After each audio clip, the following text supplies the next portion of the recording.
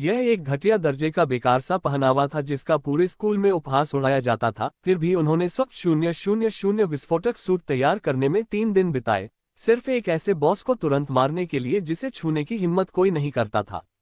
सब मुझ पर हंस रहे थे, सोच रहे थे कि मैं मौत को दावत दे रहा हूं। यहां तक कि मेरी प्रेमिका, जो एक जादूगरनी थी और जिसने एसएस रैंक का हथियार जागृत कर लिया था, उसने भी मुझे वहीं छोड़ दिया और लॉन परिवार के युवा मालिक के पास भाग गई। लेकिन उन्होंने ऐसा नहीं किया। मुझे इतना तो पता है कि मेरे ताबीज जादुई शक्ति का उपभोग नहीं करते, उनमें कोई ऊर्जा संक्षिप्त प्रक्रिया नहीं होती और एक ही विचार से अनगिनत आशीर्वाद प्राप्त होते हैं। ये सब तब शुरू हुआ जब मैंने ड्राईवुड टाउन के गहरे कुएं में 100 वहां ताबीज गाड़ दिया था। कपड़ों का धमाका। उसने बस एक शब्द कहा, आह। एक जोरदार धमाके के साथ आसमान में मशरूम के आकार का बादल छा गया। मैं एक झटके में 0 से 10वें स्तर पर पहुंच गया। और जिन्होंने कभी मुझे कुचला था, वह महिला अपने नए प्रेमी के साथ नीलामी के प्रवेश द्वार पर खड़ी थी और मेरे उपकरण बेचकर बचे हुए टुकड़ों को बटोरने का इंतजार कर रही थी। इसी बीच मंच पर मूंछों वाला निर्देशक एक गंभीर भाषण दे रहा था। उन्होंने कहा, अपने पेशे को जागृत करने के बाद आप असाधारण व्यक्ति बन जाएंगे। आपका कर्तव्य है कि आप इस भूमि और इसके लोगों की रक्षा करें, बलवानों को पराजित करें और कमजोरों को वश में करें। मैं आप सभी को आत्मजागृति के लिए शुभकामनाएं देता हूं। वांछित पेशा और यह उम्मीद कि आपकी पीढ़ी मानवता को उसका उचित स्थान वापस दिला सकती है, लेकिन दर्शकों में मौजूद छात्र हर साल इस बात को दिल से नहीं लेते थे। इतने साल बीत गए, मनुष्य अपने कौशल में निपुण हो गए और असाधारण प्राणी बन गए, लेकिन वे राक्षस भी और अधिक शक्तिशाली हो गए हैं। शांति और सुरक्षा बनाए रखने के लिए क्षेत्र पर पुनः अधिकार करना तो बिल्कुल असंभव है। आम लोग कमजोरों को दबाते हैं और बलवानों को दंडित करते हैं। यह ऐसा काम है जो अधिकांश लोग कर सकते हैं, लेकिन कुछ ही लोग इसे करने को तैयार होते हैं। अन्यथा इस दुनिया में नश्वर क्षेत्रों का अस्तित्व ही न होता। लू युआन उन्हीं नश्वर क्षेत्रों में से एक से है। वह उन छात्रों में से एक था जो आज अपने पेशे को जागृत करने की प्रतीक्षा कर रहे थे। आम लोगों के जिले के सदस्य के रूप में लू युआन ने भी एक शक्तिशाली पेशे को जागृत करने की आशा रखी थी। एक सफल करियर किसी का भाग्य बदल सकता है। हालांकि वह एक पुनर्जन्म लेने वाला प्राणी है, इस दुनिया में ऊंची दीवारों के पार राक्षसों का इलाका और विभिन्न रहस्यमयी लोग स्थित हैं। अलौकिक शक्तियों के बिना वह प्राणी कुछ भी नहीं कर सकता था। जल्द ही गुरु ने शिक्षक से हाजिरी लेने को कहा और छात्र एक एक करके मंच पर स्थित जागृति यंत्र की ओर चल पड़े। मानो एक विशाल 3 मीटर ऊंचा अंडा जो क्रिस्टल की तरह पारदर्शी और प्रकाश से जगमगाता है, उसमें रहस्यमय मंत्र प्रवाहित होते हैं। 18 वर्ष से अधिक आयु का कोई भी व्यक्ति जो इसमें प्रवेश करता है, उसकी शक्तियां जागृत हो जाती हैं। पेशों का क्रम इस प्रकार था: उच्च स्तरीय बी रैंक बरसेका अगला, वांगयांत स्तर 1 आर्च अगला। शुरुआत में ये सभी बी रैंक के थे। स्तर 1 के पेशों पर ज्यादा ध्यान नहीं दिया गया। उतार चढ़ाव तो हैं, लेकिन दर्जनों लोगों के बाद एसएस रैंक वेपन मेज लियू शुआंगशुन का अगला कदम क्या होगा? SS rank. ये पहली बार है जब हमारे स्कूल ने एसएस रैंक के किसी छात्र को जागृत किया है। वाह, किसने सोचा होगा कि लियू शुआंगशुन न केवल खूबसूरत है बल्कि एसएस स्तरीय क्षमता भी रखती है। क्या ये किसी दैवीय कृपा का परिणाम है? एसएस स्तरीय क्षमताएं अच्छी हैं, लेकिन वो एक हथियार जादूगरनी है और उस पेशे में आगे बढ़ने के लिए बहुत सारे वित्तीय संसाधनों की आवश्यकता होती है। अगर मुझे सही याद है तो लियू शुआंगशुन आम लोगों के इलाके से है ना? वो इतनी काबिल है कि उसे स्वाभाविक रूप से अमीर लोगों का सहारा मिलेगा। अमीर लोग सहारा देंगे, है ना? तुम्हें क्या लगता है अमीर लोग तुमसे क्या चाहेंगे? चुप रहो, धीरे बोलो। कुछ नहीं। आगे लू युआन दिख रहा है। लू युआन उसका प्रेमी है। आवाज बहुत धीमी थी, फिर भी लू युआन ने उसे सुन लिया। हाँ, वह अभी अभी जागी है। लियू शुआंगशुन, जो एसएस रैंक की हथियार जादूगरनी है, उसकी प्रेमिका और बचपन की प्रेमिका है और आम लोगों के इलाके से है। उन्होंने भविष्य में कौन किस श्रेणी को जागृत करेगा इस बारे में एक समझौता भी किया है। अगर वह और मजबूत होती तो वह दूसरे व्यक्ति का ख्याल रख लेती। लेकिन अब जब उसने एसएस स्तर की शक्ति प्राप्त कर ली है, तो क्या उसके पास उससे अधिक शक्तिशाली होने का कोई मौका है? लू युआन नहीं जानती, लेकिन वह झोंग ने मन ही मन ये प्रतिज्ञा की कि चाहे वह कोई भी पेशा अपनाए, वह आत्म सुधार के लिए हमेशा प्रयासरत रहेगा। लू युआन ने दूर से लियू शुआंगशुन पर एक नजर डाली। वह अपने काम में वापस लौट गई। कक्षा समिति के सदस्यों के साथ अपना काम खत्म करने के बाद लू युआन ने अपना फोन उठाए के लिए। उसने ज्यादा ध्यान नहीं दिया और इंतजार करती रही। लगभग 1 घंटे बाद उसकी बारी आई। लू युआन जागृति यंत्र में दाखिल हुई। उसे बस एक अजीब सी अनुभूति हुई। एक ऊर्जा ने उसे घेर लिया। अगले ही पल उसने अपनी आंखों के सामने अनगिनत अच्छी चीजें घटित होते हुए महसूस की, वेनफेई और उनके अध्ययन के वर्षों के लिए अनगिनत आशीर्वाद। विभिन्न पेशों पर शोध करने के बाद उसने निष्कर्ष निकाला कि उसकी वर्तमान भूमिका ज्योतिषी की ही होनी चाहिए।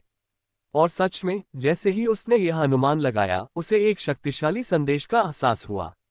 उसके मन में सूचनाओं का सैलाब उमड़ पड़ा। सफल जागरण, एस रैंक आशीर्वाद गुरु, प्रारंभिक आशीर्वाद मंत्र। इन 2 सूचनाओं के आने के बाद लू युआन का जागरण पूरा हो गया। गुरु की आवाज सुनकर थोड़ी निराशा के साथ लू युआन ने सोचा, एक एस रैंक फॉर्चून मास्टर सभी एस रैंक व्यवसायों के लिए एक कलंक है, क्योंकि अन्य एस रैंक व्यवसाय बाद में कौशल सीख सकते हैं। उन राक्षसों को हराने पर स्किल बुक्स मिलने की संभावना रहती है, लेकिन फॉर्चून मास्टर का क्या? शुरुआती फॉर्चून स्पेल के अलावा और कुछ नहीं मिलता। अभी तक किसी ने भी किसी राक्षस को नहीं मारा है। क्योंकि इस आइटम से ब्लेसिंग स्पेल मिला है, इसलिए ब्लेसिंग मास्टर स्वाभाविक रूप से इसे नहीं सीख सकते। अन्य पेशे वाले लोग भी नौकरी में उन्नति के बाद कौशल हासिल कर सकते हैं, लेकिन ब्लेसिंग मास्टर्स खैर आप नहीं कर सकते। लगातार कोशिशों के बावजूद नौकरी बदलने पर व्यक्ति केवल अपने कौशल स्तर को ही बढ़ाता रहता है, कोई नया कौशल हासिल नहीं होता। ऐसा क्यों होता है? कोई नहीं जानता, लेकिन लोग जानते हैं। अगर तुम ब्लेसिंग मास्टर को जगाते हो तो बेहतर है कि तुम सी रैंक का पेशा जगाओ। लू युआन जागृति यंत्र से बाहर निकला। उसे निराशा महसूस करने का भी समय नहीं मिला। उसने अभी अभी एक कदम बढ़ाया था।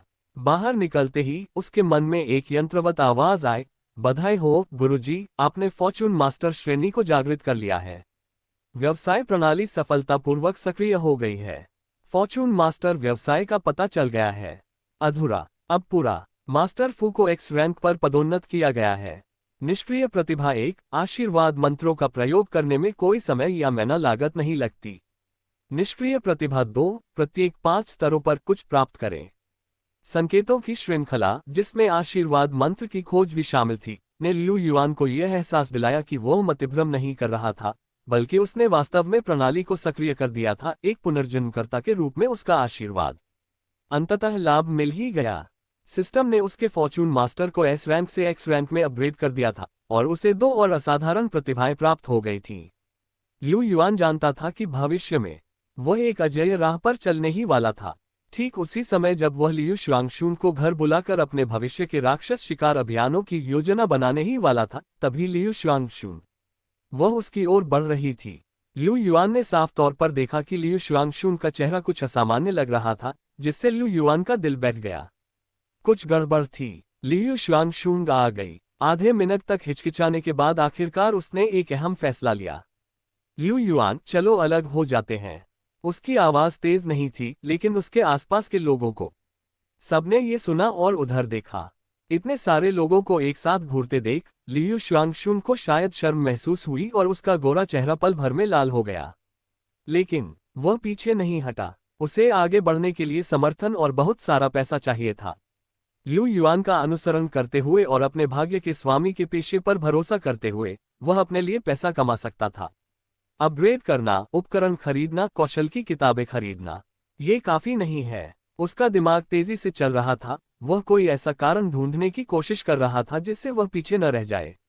नैतिकता दांव पर थी। हालांकि लू युआन का जवाब अप्रत्याशित था। ठीक है, उसने एक शब्द में कहा, बिल्कुल बेपरवाही से, मानो वह किसी महत्वहीन बात पर चर्चा कर रहा हो। आखिर ऐसी क्या बात है जिससे वह क्रोधित हो गया? क्या इसका मतलब यह है कि बचपन की उनकी सालों पुरानी दोस्ती बिल्कुल बेकार थी? या फिर इसका मतलब यह है कि उसे बस परवाह ही नहीं है? आकर्षण, ये क्या बात कर रहे हो? उसे यकीन नहीं हो रहा था, इसलिए उसने दोबारा पूछा, तुम ब्रेकअप करना चाहती हो? मैं तुम्हारी इच्छा पूरी कर दूंगा। कोई दिक्कत है क्या? लू युआन ने बेपरवाही से जवाब दिया। उसे देखकर लू युआन को कभी उम्मीद नहीं थी कि उसके साथ इतनी नाटकीय घटना घटेगी, लेकिन चूंकि उसने यही रास्ता चुना था, इसलिए वह उसे ऐसा होने ही देगा। भले ही उसके पास कोई सिस्टम ना हो और वह सिर्फ एक निकम्मा इंसान हो, तब भी वह सहमत होगा। उसके जैसे व्यक्ति को हराने के लिए अजेय बॉस लियू शुआंगशुन को हराना व्यर्थ है। उसके सारे बहाने अब बेकार हो गए थे। आखिरकार उसने दांत पीसते हुए कहा, लू युआन, मुझे उम्मीद है कि तुम मुझे दोष नहीं दोगी। अब हम एक ही दुनिया के नहीं हैं। जबरदस्ती साथ रहने से हम दोनों में से कोई भी खुश नहीं होगा। इसमें तुम्हारी कोई गलती नहीं है। जैसा कि तुमने कहा, हम सच में एक ही दुनिया के नहीं हैं। लू युआन ने सिर हिलाया। तभी विभाग की शानदार वर्दी पहने एक छात्र वहां आया। वह घमंडी और लू युआन का रास्ता रोकते हुए बड़े ही आत्मसंतुष्ट अंदाज में बोला, लू युआन, मैंने तुम्हें पहले ही बताया था। अच्छी पढ़ाई करने का क्या फायदा? स्नातक होने पर लोग अपने फैसले खुद लेंगे। और हाँ, श्वांगशुन की खातिर अगर आप चाहें तो। परिवार द्वारा हाल ही में नियुक्त किए गए द्वारपाल को लू युआन ने पहचान लिया। उसका नाम लोंग हाओचेन था, जो लोंग परिवार का प्रसिद्ध युवा स्वामी था। उसने पहले भी कई बार लियू श्वांगशुन का पीछा किया था, लेकिन लियू उन दोनों ने तब तो मना कर दिया था, लेकिन अब शायद वह पैसों के पीछे पड़ा है। उस समय शायद उसे लू युआन से थोड़ी सी उम्मीद थी, क्योंकि लू युआन स्कूल में पढ़ाई में हमेशा से ही प्रथम रहा है। शायद वह कोई शक्तिशाली कौशल जागृत कर ले, जिससे वह अपना जीवन बदल सके और लोंग हाओचेन से मुकाबला कर सके। लू युआन अब और भी ज्यादा आकर्षक हो गया है। अगर उसमें प्रतिभा है तो समझदार महिलाएं उसे ही चुनेंगी। आज जब लियू श्वांगशुन ने अपनी पेशेवर प्रतिभा को पहचाना, तो लोंग हाओचेन ने उन्होंने एक संदेश भेजा, और यह जानते हुए भी कि उनका पेशा बेहद खर्चीला था, उन्होंने लोंग हाओचेन के प्रस्ताव को स्वीकार नहीं किया, बल्कि लू युआन पर विश्वास होने के कारण प्रतीक्षा करना चुना। वह खुद से बहुत प्यार करता था। अगर उसे कोई अच्छी नौकरी मिल जाती तो वह अपना गुजारा चलाने के लिए, पैसे कमाने के लिए जरूर कड़ी मेहनत करता। लेकिन अंततः उसने लू को देखा। युआन का उन्नत पेशा, एस रैंक का पहनावा, निश्चित रूप से उसकी सामान्य उपलब्धियों के अनुरूप है। हालांकि दुर्भाग्य से पहनावे के लिहाज से ये सबसे खराब पेशा है। जैसे ही उसने लू युआन का पेशा देखा, उसने बिना किसी झिझक के लोंग हाओचेन का प्रस्ताव स्वीकार कर लिया। इसी समय लोंग हाओचेन के अपमानजनक शब्दों को सुनकर लियू श्वांगशुन भी उसके पास आ गई। उसके बगल से एक आवाज फुसफुसाई, हाओचेन, चलो चलते हैं। इतना कहकर उसने लू युआन की तरफ देखे बिना लोंग हाओचेन को खींच लिया। अरे बेचारा, उसने सोचा, उसने कौन सी शक्ति जगा दी है? कपड़ा उद्योग इतना बुरा क्यों था? वैसे इसमें लियू श्वांगशुन की कोई गलती नहीं है। अगर मैं होती तो मैं भी लोंग हाओचेन को ही चुनती। मेरे विचार से लियू श्वांगशुन को यह चुनाव नहीं करना चाहिए था। वो लू युआन की प्रेमिका है, जिससे उसने वादा किया था। चुप रहो, अपनी आवाज धीमी रखो। क्या तुम मरना चाहते हो? लियू श्वांगशुन अब ऐसे स्तर की हथियार जादूगरनी है, और तुम अब भी उसकी पीठ पीछे उसे चुप कराने की हिम्मत करते हो। उसने उनकी गपशप को अनसुना कर दिया। वे तो बस राहगीर थे।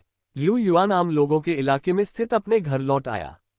घर की दीवारें कुछ हद तक, छोटा सा मकान जर्जर था। यही उसके माता पिता की एकमात्र विरासत थी।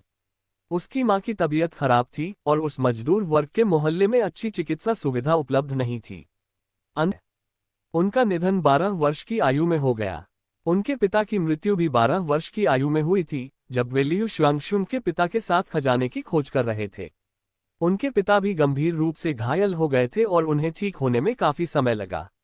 उसके बाद उन्होंने दोबारा शिकार पर जाने की हिम्मत नहीं की, और इसके बजाय शहर में एक सस्ता लेकिन बेहद मेहनत वाला काम ढूंढ लिया।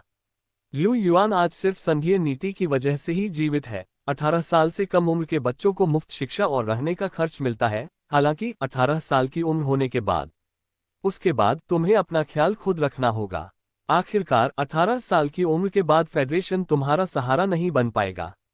लू युआन घर लौटी, फटे पुराने सोफे से टेक लगाकर बैठ गई और सोचने लगी, मैं कल योजना बनाऊंगा। ओह हाँ, लेवल बढ़ाने के लिए सबसे अच्छी जगह कौन सी है?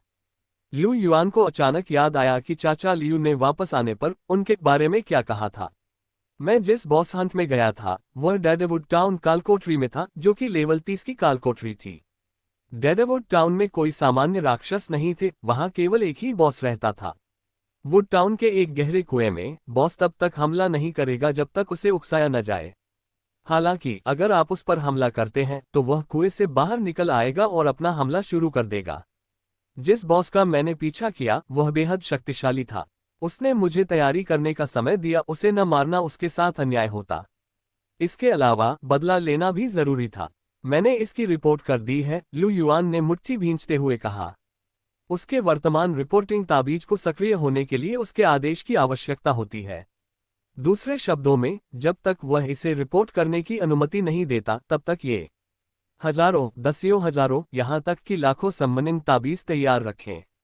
पहले स्तर से नीचे के बॉस को राख में बदलने के लिए लाखों ताबीज ही काफी हैं।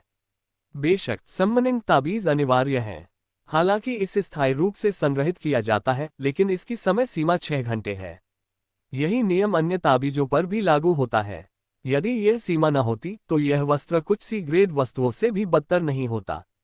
एक उच्च स्तरीय पेशे के लिए अन्य पोशाकों की तुलना में कई ताबीज बनाने के लिए 6 घंटे का समय पर्याप्त नहीं है, क्योंकि दूसरों को ऐसा करने से पहले धीरे धीरे हवा में ताबीज बनाने की आवश्यकता होती है। उसने ताबीज बनाने के लिए अपनी सारी ऊर्जा खर्च कर दी, जबकि उसे इसे बनाने के लिए केवल एक। अगले दिन लू युआन झूचेंग शहर के दक्षिण में गया। शहर के द्वार पर पहुंचकर वहां के पहरेदार ने पूछा, युवक तुम कहां जा रहे हो? शहर के द्वार तक जाने के कई रास्ते हैं। सुरक्षित रास्ते विभिन्न कालकोठरियों की ओर जाते हैं। कालकोठरियों के पास कोई राक्षस नहीं है। कालकोठरी अब स्थान है जहां लोग प्रशिक्षण लेते हैं। लेवल बढ़ाने के लिए सबसे अच्छी जगह कालकोठरी डंजन है, क्योंकि उनमें मौजूद राक्षस एक निश्चित पैटर्न का पालन करते हैं। कई कालकोठरियों में अनुभवी खिलाड़ियों द्वारा गाइड छोड़े गए हैं, बस उन गाइडों का पालन करें। अच्छे सहयोग से चोट से बचा जा सकता है। असुरक्षित रास्ता जंगल में जाना है, जहां राक्षसों के व्यवहार के तरीके अज्ञात होते हैं, इसलिए यह आमतौर पर सुरक्षित नहीं होता। जो लोग आध्यात्मिक पुनर्जन्म के पहले स्तर से नीचे हैं, उन्हें जंगल में राक्षसों से लड़ने की अनुमति है। पहले स्तर पर भी आपसी सहयोग के लिए समूहों में मिलकर लड़ना उचित है। लू युआन, वह इतना छोटा था कि एक नज़र में ही समझ गया कि वह एक नया खिलाड़ी है और अगले स्तर पर जाने वाला है। उसे पता था कि स्नातक समारोह का समय चल रहा है और कई नए छात्र अपने स्तर को बढ़ाने के लिए कालकोठरियों में जा रहे हैं, खासकर तीसरी कालकोठरी में। लू युआन, क्या तुम तीसरे स्थान पर जा रहे हो? ठीक है। गार्ड ने जल्दी से